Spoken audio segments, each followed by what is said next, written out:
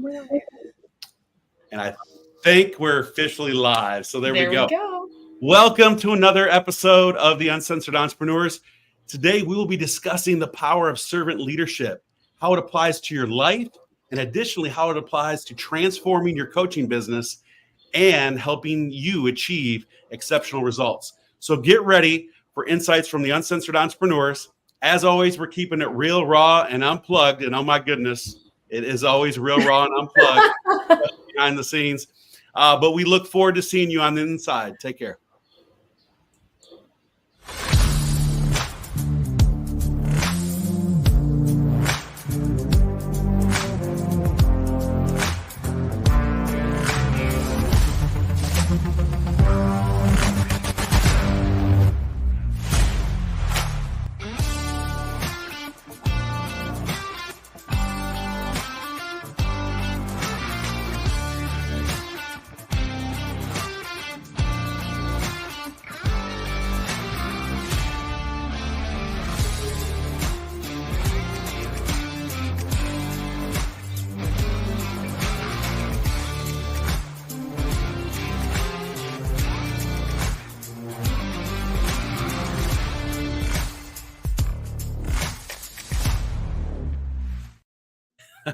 We're back.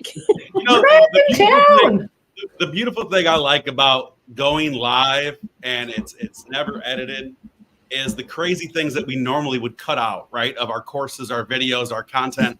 And I meant to say, so hang in there. And instead I said, take care, like as if I was saying goodbye to everyone. I know. So that was our quickest episode ever. Welcome to The Uncensored Entrepreneurs. Have a nice day. We'll see y'all. That's all on servantship leadership. Peace out. Oh man, so amazing. I feel like we haven't been together for a long time, but I'm so glad we are. And Robert, I was gonna tell y'all Tony and I celebrated our 1 year anniversary this weekend, and we were gonna stop by to see you, but we had some unexpected things going on, so we had to come back hurry. But right. Just make sure you do it next time, because I'm literally like 10 minutes off the highway, so you probably passed me. We probably did. We probably did. We went to the beach for a couple of days, spent a couple of days in Myrtle, and enjoyed our time. We got a little sun. I see that. Wow, that's nice. Very nice. It's good for the soul, man. It's good for the soul. Well, I try to do it because salt water cures everything. Tears. See, everything. So I try to go. I thought that was Windex. That's true too. So that's a Spanish thing, the Windex thing, right? And also it is vapor rub. Yes. Oh yeah. Vapor rub on everything, like the bottom of your feet. Like Tony, last year Tony was sick for something, and I was like, "Hold on, give me your feet." He's like, "What are you doing?" I actually believe in that though. I believe 100%. And you put socks on and you're good to go the next day. Yeah, absolutely. Or potatoes. I've heard that too. Yeah, exactly. So anyway, it's nice to be back, right? There's always things that we're continuously tweaking and evolving, both in our lives and business. And that's why we want to talk about this and this subject specifically, because most of us, every entrepreneur I know though is really tied into servant leadership, right? In some fashion, if you're doing it the right way. I should rephrase that. If you're doing it the right way, serving others, not only are the results and that itself what you should be aiming for, but in most cases, when you're trying to discover who you are, what your passions and your purpose are, and you're trying to reach your own goals by serving others, you can actually accomplish all those things so much quicker. So anyways, so welcome to another episode. What's going on, ladies? What's new? Well, Christina just got done breastfeeding, and we were gonna do a live demonstration on how to breastfeed. No, we were not. We were actually just talking about what not to do when you're a leader, right? What not to do, and creating a thirst trap. Is that what they call it these days? Oh, it is. So Robert on his algorithm, not on ours, not on stars. I have women on mine. But on Robert's algorithm, he's getting some nude. Well, you know what? Like baby thirst traps. here's the thing, right? It just may be the people. It may be some of my circle that I just need to like cut out. I'm not really sure. There may be some of that, and I have been doing a ton of blocking lately. But what I'm seeing is a ton of guerrilla marketing where people have a product or a service they're trying to pitch or sell. And by the way, please weigh in the comments if anyone else can resonate with this. But they're trying to sell something. So what they do, right, is in their stories, the very first one is always like some kind of a just half nude picture or something completely unrelated that doesn't even make sense, right? It's something that you would never click anyways. And so I'm not even sure how they're actually gaining traction online by doing this. But what I can tell you is it's annoying. Yes. And I don't want to see it because my life's already filled with enough distractions, and that just seems life's already filled with enough girls. When you said that, Robert, I thought it was women on your timeline because I do have some women who are doing that. They're showing, cleavage or their butt. There's also a couple who has a business and the girl is wearing she'll wear a blazer with a bra underneath. But anyways, yeah, they're putting this in stories showing almost nude photos. So when you said that, I thought it was ladies, but Robert is and there is, right? You see that anyways as kind of the sex sells tactic, right, on TikTok especially and Instagram. Facebook, yeah. Facebook has monitored or I filtered some of that in the past. What is it? It's a free for all, right? But here's the thing. And here's the thing. Facebook and stuff, I got to get this point out because it's why I've been so frustrated. And that is the fact that I, along with myself, some of my clients, and I know many of you as well, we're constantly put in Facebook jail. We get locked out for things. We can't message people when we're actually trying to do it for servant leadership, actually really powerful things that we're trying to do to transform people's lives. So we get blocked. And then I get this crap on there. Weeks ago, all of my stuff was getting censored, and I was talking to Star. I'm like, "What is wrong?" Look, screenshot of what I'm doing. I'm like, "There's no nudity." Hello, me. Yeah. No nudity at all. This is what it comes to, and quite honestly, I believe controversy, right, builds the algorithm, right. The more unnecessary things that are put out there. It allows people to have conversation and it stirs up the algorithm. They like that. They like the drama. They like all of this stuff, kind of the chaos happening. I truly believe that. And I believe that when we are trying to do those things to serve others, then that's in their eyes, we're being flagged as promoting something, right? When really we're just trying to help. And that's, first and foremost, it's like making connections so that you can actually serve somebody in a bigger way to solve the problems that they may have. But yet we're flagged as we're selling something and, All right, so let's talk about how important it is because we can play that game, but we choose not to, right? Yes, that's right. We choose not to because I think it's so important that over time, long term, what wins is value. When you increase people's odds of winning, when you help them get a result that they want to achieve, that really is what's going to help you long term. People might click and buy, right? But if it's crap, they're never going to buy from you again. That's really what happens, right? If you are out there and you're trying to get emails, right, and you're putting information out there for people, even if it's a freebie, if it's crap freebie, you're not going to attract people to your programs, right? You really do have to serve at a higher level and not be scared. You have to have this abundance mindset that you're not scared to put the good stuff out there that's actually going to give people results and help them get that to earn their trust, because there's so much BS that goes on out there. There's so much crap and controversy and people that are trying to create problems. I'm on a Everything Mexico or Expats in Mexico group. And somebody posted the other day, and it was so blatant that they were trying to get a rise out of people that they posted the other day on this Expats in Mexico, Immigrants in Mexico page on Facebook. They said, can't these people learn English? And that blew up, that post blew up, and there was hundreds of people commenting, and then it's well, actually this person that posted it speaks Spanish. Some of their posts are in Spanish, right? So they're just trying to create controversy and trying to piss people off.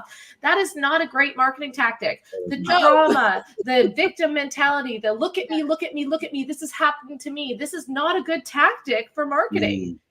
Mm. Sharing So true. sharing your story is a different thing. Sharing your story of being, from Absolutely. I think Star's computer just went out. Yeah. Star's gone. Having some computer issues.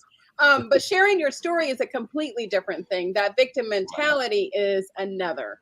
So where Yes, is the middle? Where is the middle So, ground where you're sharing your story, you're showing how you came from, out of the ashes, as a phoenix rising, and this is where you came from, to I can what tell is- that immediately at you when you watch people Yeah. share their story. I can tell it Yeah. when they're operating in trauma and they're like, look at me, this is what happened to me, this, feel bad for me, and then trying to manipulate people versus this is what I went through, this is what I learned, this is how I'm going to help you. Yeah. Absolutely. Absolutely. And the other thing is when you serve in a big way, like people see that, they notice that. And so then when you yourself maybe are going through some type of loss or trauma, and you actually ask people, hey, can you please pray for me and my family? Yeah. People see that as genuine, right? Because they understand like you're the one that's always there for everyone else. And now, you're asking for a little bit of, help and support as well. And that becomes really genuine. But like you said, Christina, there are people that play that victim game every single day, no matter what the circumstances. And I may even agree with some of their points, right? So whether we're talking about government, we're talking about social media just as a whole, how marketing tactics have changed, whatever that may be, I may agree with their point, but them coming on and blaming everyone does not and not allow taking them responsibility the path towards success, right? In any way, or to change anything. Yeah. So I really like that. The one thing I just kind of draw it back, and then you guys can share some stories around this, is I always talk about, the personal branding. And when I say one element of personal branding, it's really letting people understand, because like we said before, I've never met you in person, right, Christina? But we've built this year-long relationship online, and we've already broken down these barriers of know, like, and trust because of the fact that we're able to share things. We're authentic and we're really genuine with one another. And we see that in our life. And so if you can share the things that matter to you most, the values in your life, to be able to share like your hobbies and the things that you're interested in, people will connect with you. And I think that is the best way to kind of tie it together. And I know that each one of you see this, because how many times have you put something like real great content, like value that is like, this will rock the world, and it says 0 views, right? Like you're looking at it, the insights say 0 views. Right. You know darn well you have tens of thousands of people that look at your stuff, but it says 0 views. Right. The algorithm shuts it down. But I can put something, I can put a dad joke on there. I can do one of my little cooking demonstrations on there, and I'll see thousands of comments. 436 comments. So you have to do that. I believe that you have to intertwine all those things, really show people, show your audience a true piece of who you are. And then it helps actually build the algorithm and exposure to the other things that matter to you most. Yeah, absolutely. And it's learning how to communicate, right? It's learning how to communicate correctly. Because have you ever had somebody get angry at you and say, oh, that was a passive aggressive post, right? Yeah. It might not have even been because of that other person. It might have been just a post that you put up for years, and all of a sudden people are taking it personally. If you think that is for you, it is for you. Like that, there might be a teachable moment here, something that you can learn from it, right? I've even had people reach out and be like, people think this post is about me. And I'm like, if you think it's about you, or they think it's about them, there's some work for them to do on this, right? But however, that could also be your communication. There's something to learn here, right? And how we communicate. I'm a very red personality. I'm very direct with people, and this is how it is, right? But some people don't receive information well that way, and they think, oh, maybe she doesn't like me. Maybe, she is annoyed by me. Maybe I shouldn't be asking those questions. No, you absolutely should be asking those questions. Maybe I need to learn how to communicate correctly so that you don't feel that way when I'm actually just communicating something that'll help you. That's a very good point. And I think sometimes we have to remember when we're putting across, a powerful message, because of how, really aligns with ourselves and maybe our clients or experiences, it's always preferencing or ending it with, if you disagree with this, or if you have a different viewpoint, I would love to have this kind of open conversation. Maybe I'm not, like you just said, maybe I'm not seeing it through the same, set of eyes. I love those conversations. Sometimes you can build the the greatest relationships through those conversations. And it's funny when you put a post out there and then somebody disagrees or agrees with you, and then somebody else disagrees with them, and then they're going back and forth on Then your they fight, and you're like, please don't fight. Why are we fighting? That wasn't my intent. what is going on here?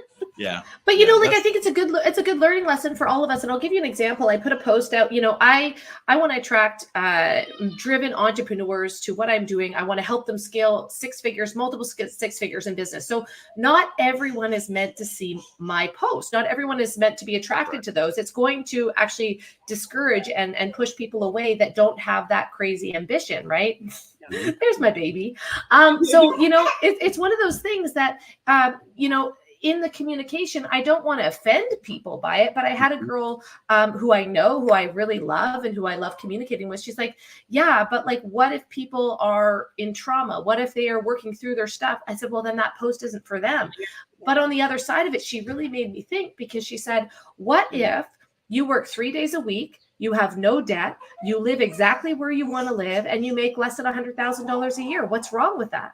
And I said, absolutely nothing. If that is your dream, if that is the life that you want, that's actually a beautiful thing. And the fact that, by the way, the fact that she said that to me changed how I wrote a chapter of a book, because I wanted to give that other perspective. As if this is the life that you're living and it's your dream life, then all the power to you. That's amazing. I'm so happy for you that you're living in alignment.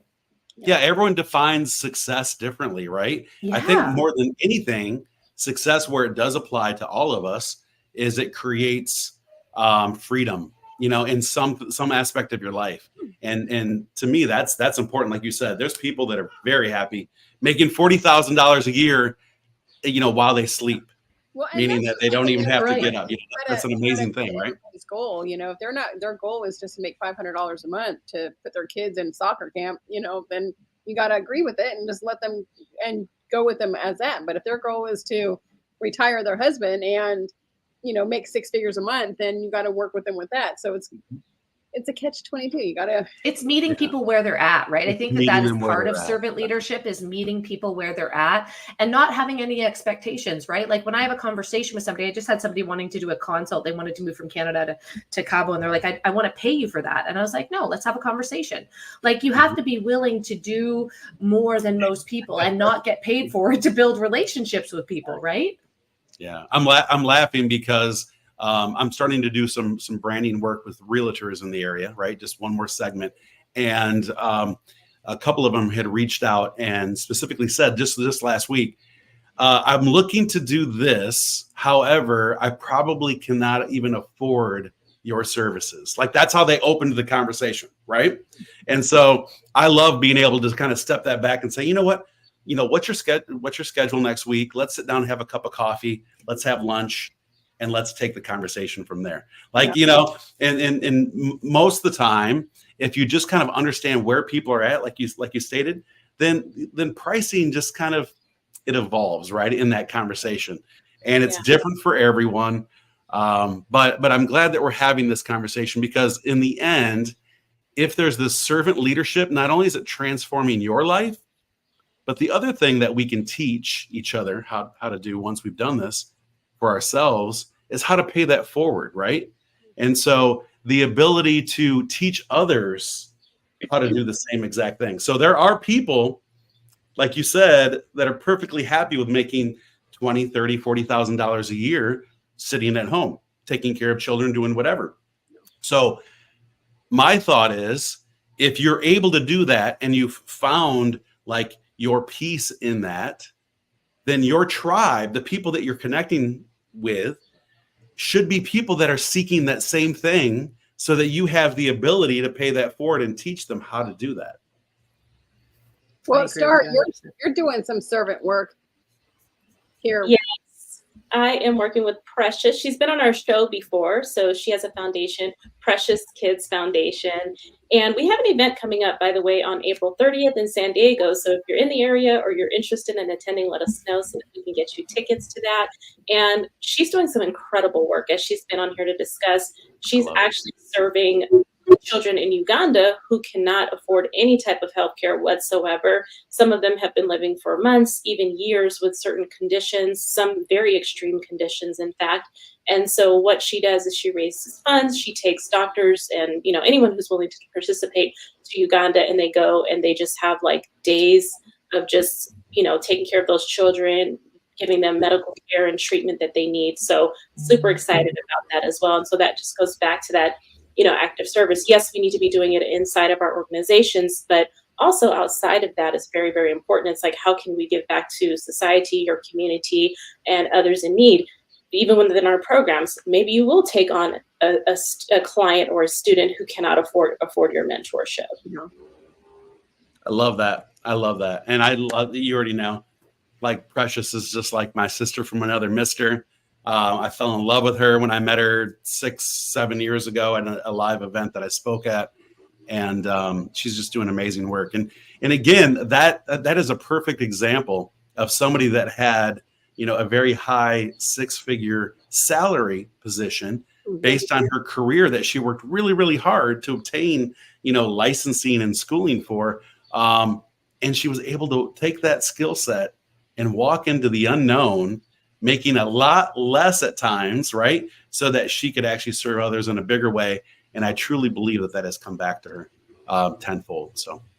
Yeah, that's a really great example of servant leadership, you know, that, and a lot of us too, you know, people start a business, and I'm going through this right now with people that are newly working online, you know, teaching them that their posting is not to sell. It's to connect. It's to start conversation. It's to serve. It's not to sell. Anything that you post is not necessarily to sell. Not to say that there's not a time and a place for that, but you have to earn people's trust. And, you know, people see our businesses take off if we start something new, because we've been in it for years. We've been building that community for years. We've been showing up and adding value for years. And most people in this instant gratification world want the sale right now, want to make money right now. And you've really got to have a bigger vision for who you are and what you want to do long term. And are you willing to show up every day for years to serve and to do what's right for other people, as opposed to trying to make the sale? Are you constantly putting their needs before your own? And if you do that, you earn trust long term, where people will not just purchase from you eventually, but they, you know, if they don't purchase from you, they're going to refer you. And I have some really incredible humans in my life that refer me all the time, because I refer them business too. I'm like, you are the best at what you do. I'm going to put you in front of my mastermind. I'm going to put you in front of my community. I'm going to say, hey, I vouch for this person. And now they do the same for me. So what are you willing to do? What are you willing to give? And understanding that the more you give, the more you get, right? It's not take. It's as if you give the most, you win the most. Yeah. So true. In traditional leadership, what you see is like, we're trying to earn money for the organization, for the company. There's this hierarchy of leadership where I'm on top, you're below me. But when you come from a place of servant leadership, you're trying to get your entire team to rise. And so the same thing should apply in your coaching business. It's not about, okay, obviously, you know, we do want to make money in business, but it's not just about, okay, how can I get my next, you know, $1,000 or $10,000 in the business? It's how can I serve my clients to ensure that they're actually having the success and the results that they need to have. Oh, absolutely. Right. And that's why one of the biggest things, you know, in at least our circle of coaching, is that it, like you said, it's not just transforming their business. We understand that in order to truly transform their business, they need to transform themselves. And so if we've created an impact in their personal life, then man, does business just flow so much easier? I mean, I'm saying this to each one of us right now. Like, how many times is your personal life just kind of in disarray, and it reflects into your business, and vice versa?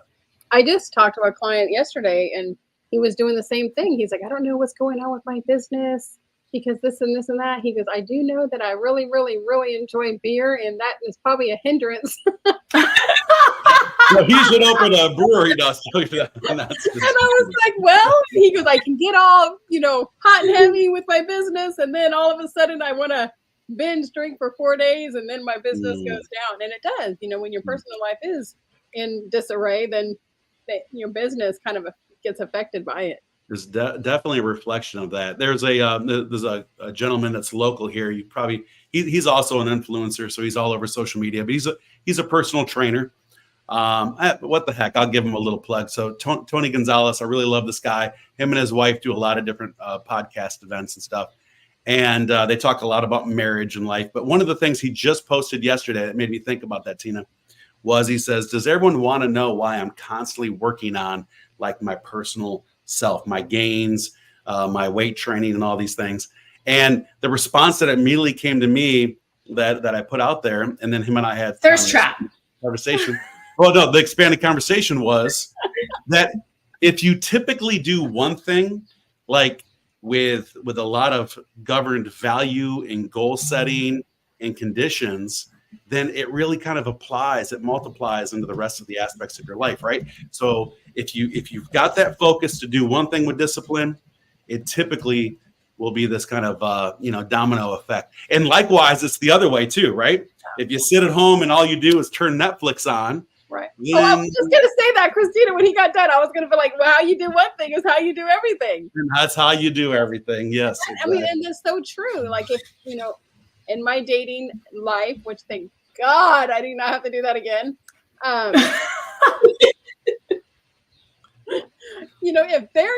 If they are very, rude to the customer or rude to me or rude to the waitress, they're going to be they're a rude person. If they're doing this on the first date, they're going to be rude like that. So I'm like, out.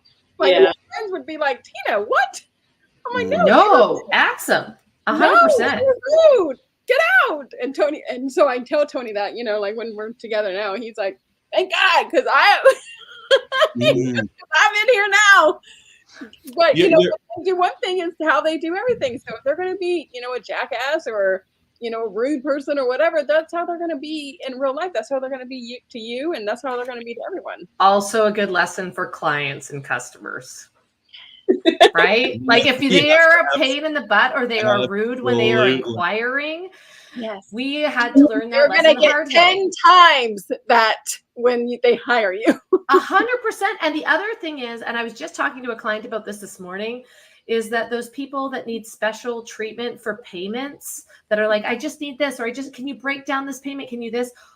Honestly, I would say 9 times out of 10, those are the people that don't pay you and they don't continue paying you and they don't uphold their end of the deal. And then who ends up feeling bad? You do, because you got to kick them out of your program. You do because they're not upholding that end of the deal, or you've got to chase them and you're just like, this is not how I want to spend my time, right?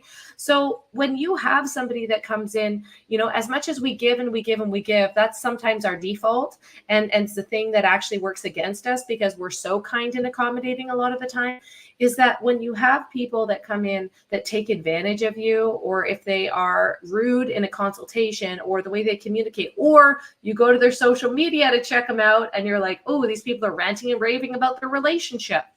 Probably not the people you want to continue doing business with, because you get what you tolerate. And that, a lot of the time, I think this is something that we don't talk about in servant leadership. When we give and we give and we give, people will take advantage of that. And often you have to be the one that says, no, I expect higher standards. Like I need you to commit to this, or maybe they're not the right client for you because they're going to be a massive headache in the end.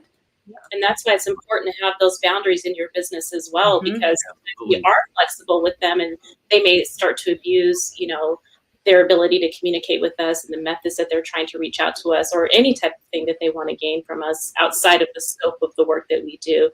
But we do want to make sure that we are empathetic with our clients and that we're actually listening to them. And that's really key for success in business, because oftentimes we know what we know and we know what's going to help them. So we're like, oh, just go do this. Then why didn't you do that? But if you just take a step back, pause and listen, you can get to the bottom of what the issue is that they're facing, and, maybe have them do some different activities in the business, or, you might be a life coach or whatever it is that you have your client doing. Yeah, I like that feedback. That's great. Yeah, I'm glad you said that. I'm not a total absolutely. When you were talking about all that earlier, I'm really glad. And right, like your personal values that are in your life, it should apply to your business as well, right? That should transfer over. When it should show in your social media, in your email, and everything that you do. Quite frankly, it should be able to be like, you know what, this is the kind of person she is, without even meeting her. Yeah. That's right.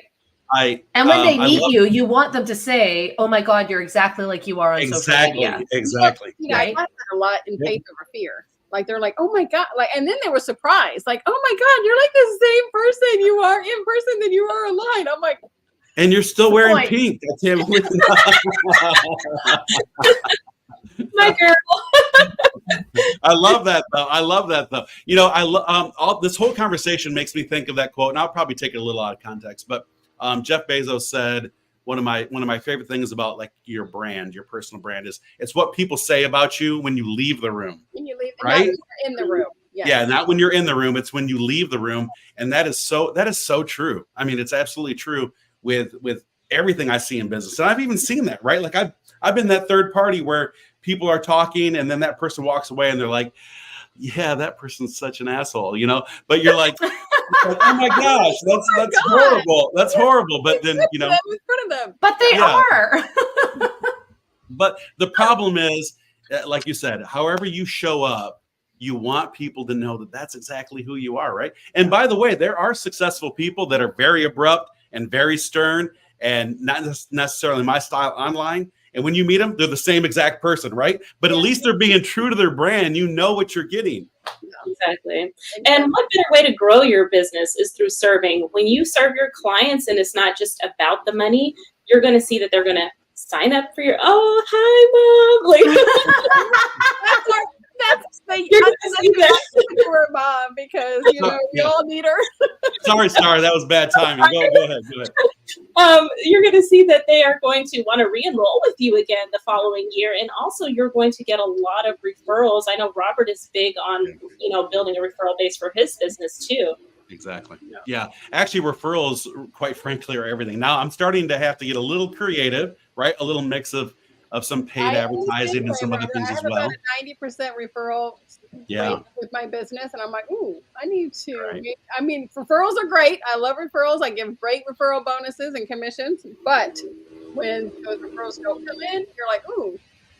Yes. I need Exactly. to do something. And and that's another thing too, by the way, when we talk about servant leadership, here's the other thing. There is kind of there is a catch-22 there. Right? It's a topic that we probably weren't going to talk about today, but I might as well bring it up that, when people see that you're constantly like out there and willing to help others, there are people that can abuse that time as well. So you do have to set, like you said earlier, those kind of boundaries, kind of set the expectations of, my time is really valuable, but when I have the capacity, I'm always using it to help others, right? It's not just always about money. It isn't always about like a dollar figure to every hour that I'm equating to help someone, but you do need to kind of find that happy balance, because I've fallen into that situation too, where unfortunately, your skill set as a coach becomes kind of a charity, and you don't want to fall into Let's talk about, I would love to hear from each of you guys what your favorite way to serve is. What is your favorite way? How do you like to show up and serve? Mm-mm. My OnlyFans page is usually the Oh, you went there, Tina. I'm gonna have to block you now. Oh my God, Tina! Somebody had to say it. You just lost me, but you gained another 100 people just in that. That's right. comment. That's So, right. You just got us a whole bunch of followers. The reason I ask you is because as silly as this is, I love doing team trainings. I love coming in and being an insight for people that are brand new in business. When I've had all of this experience because I did it wrong for so long, I love coming in and answering questions and helping them like fast forward their success in the very beginning, because we've been through that so many times before, and like how to adapt to the marketplace and give them all the cheat sheets, because I went through it myself and had to fail forward and it was so ugly, so that's one of like my biggest joys. But I I want to hear like what other ways that you can do that. I know speaking on stage is a really great way to impact the masses. I know you do that quite a bit, Robert. Yes. Yeah, I've got one actually right after we're done here. I'm packing up and heading down into downtown Greenville for an amazing event. But this podcast too. I'm sorry, what was that, Sarah? We're serving by doing this podcast too. Absolutely. I love podcasting. Absolutely. That's one of my Wait a favorites. minute. You guys don't get a check every week when we go live? What? Because- Robert, you holding out on I'm not supposed to tell them. It's supposed to be just for you and me. Anyways, oh my goodness. Well, you know what? I Even think your one thing, posts out there are servant leadership. You know, your That's posts right. of giving everything, tips just and content, giving it is value, content, giving value freebies. without any type of exchange Exactly. is giving and serving others. And I think that, I mean, it makes sense to me. Years ago, I did always think I had this mentality, kind of it was scarcity mentality, quite honestly, to where I felt it was my idea, it was my business. I had way too many competitors, and that's a very tough way to run your business when you actually realize that you are like your best brand, you're one of a kind. No one else can do exactly what you do in the way that you do it. If you're true to your brand. And so in doing that, there is no competition, right?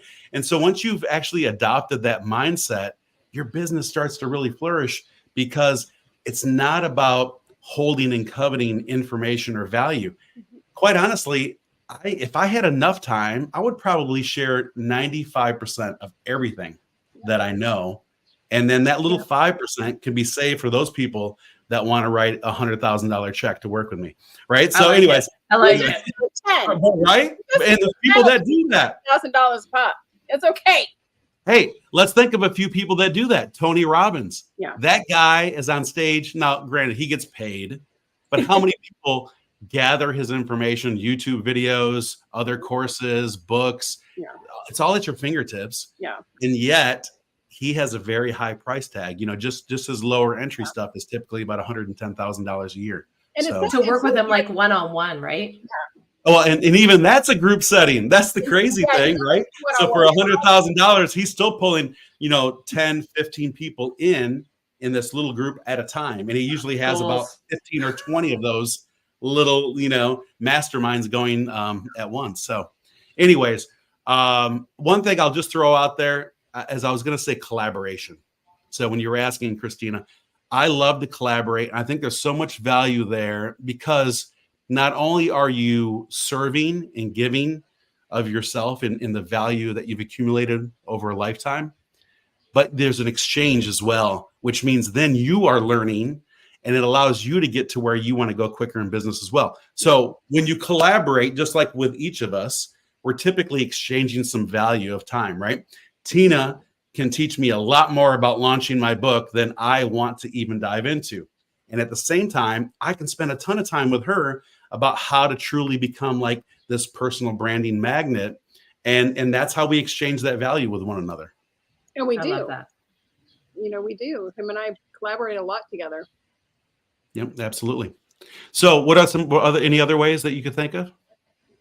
So just content creation, I think in general is a big one, whether that be YouTube videos going live in your communities, doing podcasts like these. In fact, there are some very high ticket coaches that I hired, and now going back, listening to their podcasts, I'm like, oh, honestly, they literally gave away everything for free when you listen to these podcast episodes. So we're here to provide that value. Oftentimes you'll hire a coach to, get a little bit more specific with it or fast, track yourself with them. But these are definitely amazing ways for you to put yourself out there so that people can kind of know you as that authority when they start listening to you.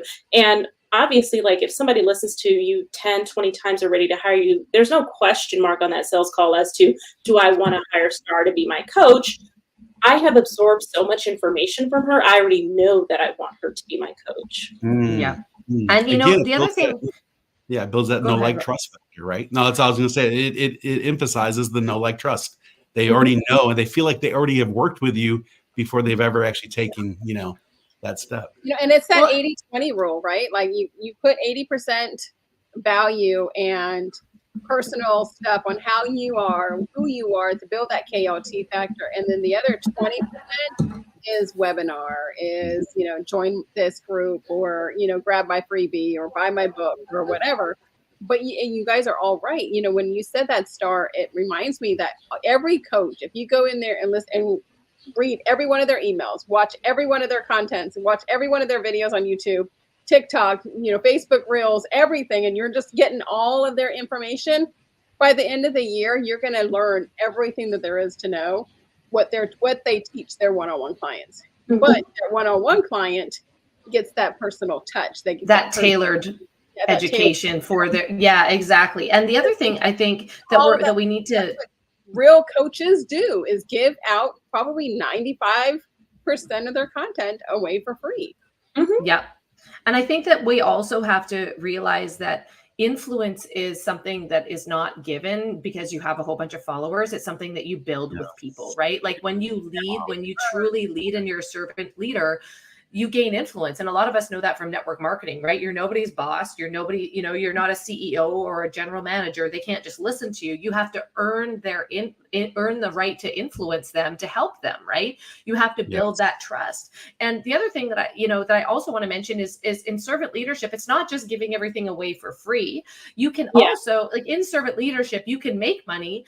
I see there's a new button. I feel like Facebook is wising up. There's a new button for subscriptions, right? Like, so now you can subscribe to people's groups because they know that you're building community and group anyways, and people are paying for that. So now you can subscribe, and maybe it's a lower ticket item that if you have a high-end coaching program that's $5, $10, $15, $20,000 above, right?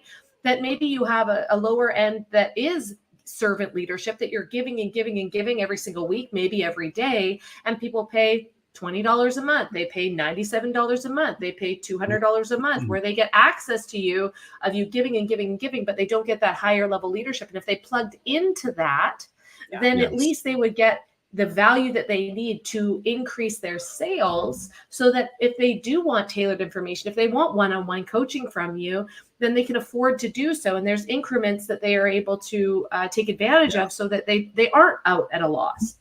Right. It's the ability for you to scale and the ability for them to scale as they feel comfortable. So yeah, I like that. I love that you shared the strategy piece about that, Christina. I used to struggle with that a lot. Like, I have to come out with this new program or teach this new strategy, or how am I going to differentiate my lower level program from my higher level program? And I always felt like, I'm teaching the same things. But in actuality, you could do that, right? But you could also raise your prices based on the level of access that they're having to with you. So they could be 3 levels. One is like, I'm going through a course, I have no access to start. Number 2, maybe I only have, I can listen to her. One good coaching call or something. Yeah.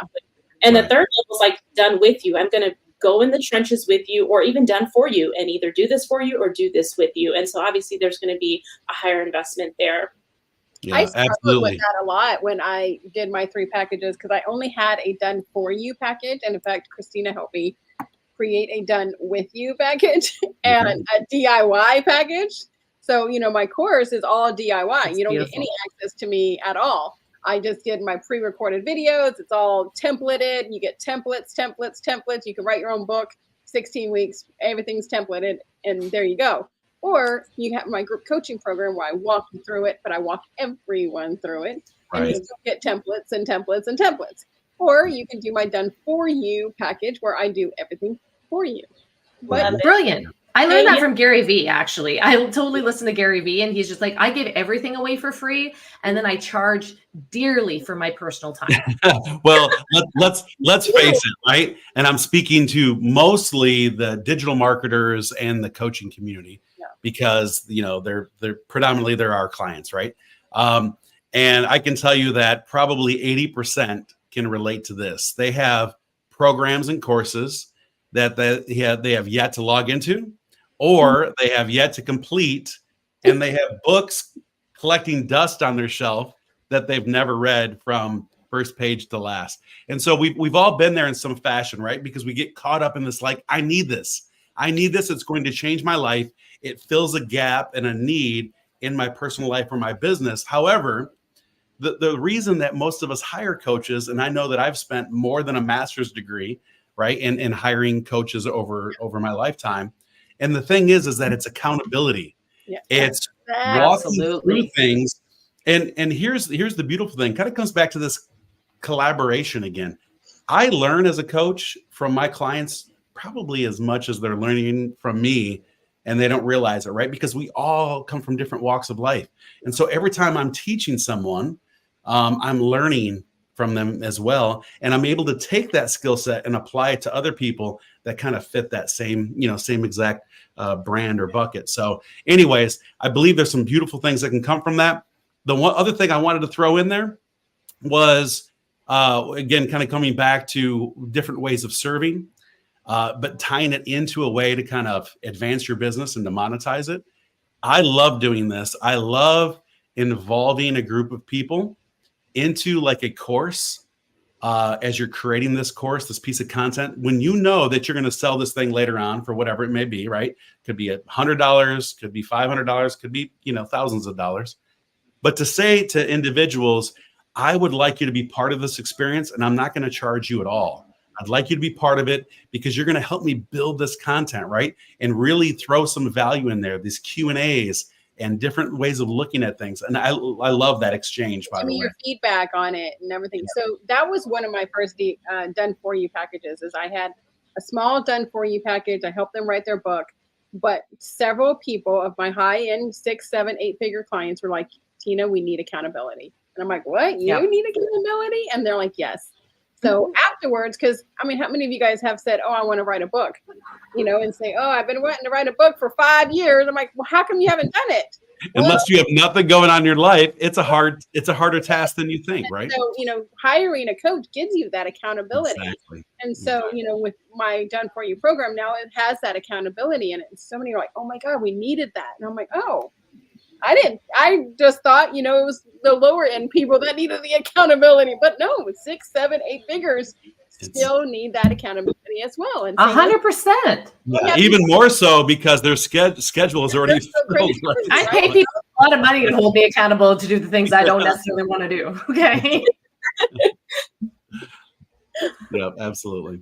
Actually, I laugh about that, but we talked about that in regards to personal training as well when I had some exchanges locally here, and that is maybe you would make more money as a personal trainer if people paid you, gave you a copy of the key to their home. Yeah, snatch the food out of their hand. Yeah, well, gave you a copy of the key to their home. You show up every morning at 5 or 6 a.m. and you drag them out of bed, right? And make the food. Like drag them out of bed, get them to the gym, make them work out, go home and make their breakfast, lunch, and dinner, and smack the food out of their hand. Right, because it's not when I'm in the gym. Right. My point is, and this applies to business. This is a great analogy, right? It's not when I'm in the gym that I have a problem doing the work, right? It's getting to the gym. Stopping everything I'm doing. Are you calling me out right now, Robert? Because I've been trying to do my wall Pilates for the last week. I'm looking at all of you. That's what you do after you get back from the gym. You're like, oh, I just went to the gym. I can have this slice of pizza. By the way, we just had about 50 people flip off their computer screen when I was going through that little topic. I do not want to do that. Yeah. I don't want to. Why are you talking to me? Why are you calling me out? I feel guilty. Yeah. But it's true, right? And it's like that. But it's like that in all the things that we do, even servant leadership. I mean, let's face it, even doing the things that are just good for others, right? Even charity work. How many times have you signed up for something where you're like, yeah, I'll show up to this community event, I'll pass out flyers, I'll paint someone's, fence that needs to be painted, whatever it may be. And that morning you're like, oh my God. I do this. Like, how did I do this? This is my one day to sleep in. My one day for the month to sleep in. And I signed up to paint somebody's fence, right? And you signed up, right? And you're like, damn.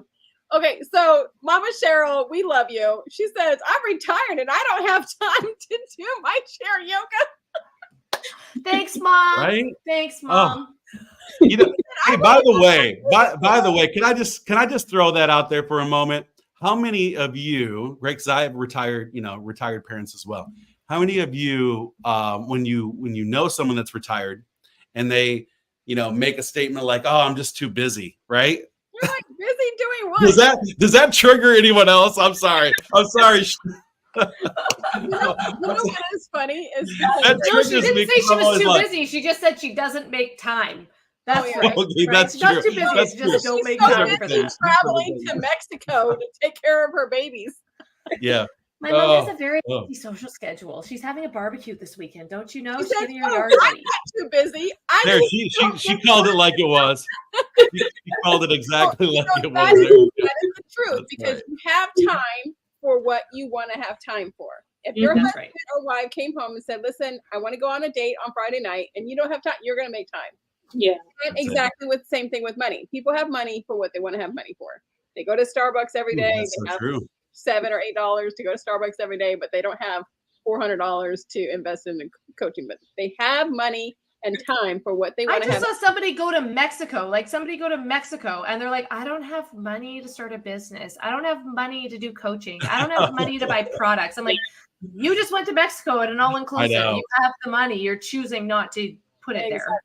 I don't know if we're getting off topic, but yeah, I think we can all relate. We can all relate with that a little bit, right? Well, it's We because can all relate there's with that. so much for free that we're not making money doing. And so when we see people not allocate their funds correctly, it's frustrating because they're It also is. the people that want help. They're the people that we pour Mm. into. They're the people that we give all of our time to. And it's Yeah. like, well, wait a second. There's also another side to this, that there's discipline behind that. There's discipline behind the leadership that we do. There's discipline behind how we spend our money and spend our time, right? So maybe that true. needs to be next week's topic because we have to. It is 1:55. We have a hard stop at 1:55.